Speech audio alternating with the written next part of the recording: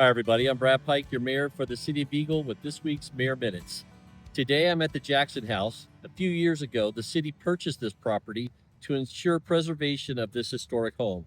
We are having an open house on June 11th from 4 to 6 p.m. in our community hall to present the 5 options and get your comments. Community input is essential, and I would like to encourage everyone to come.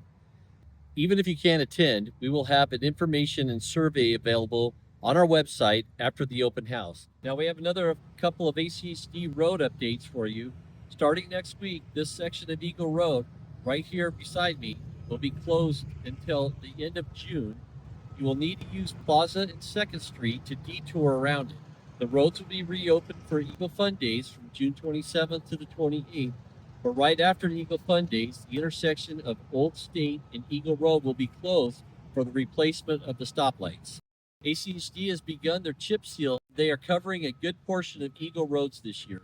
You can sign up for the weekly updates through the ACHD website, and they also have an interactive chip seal map at achdIdaho.org/chipseal. Please slow down when you're driving around these areas as to avoid damage to your vehicle and others, and of course the crews that are working on the roads. As always, be safe, have a great week, see you next time.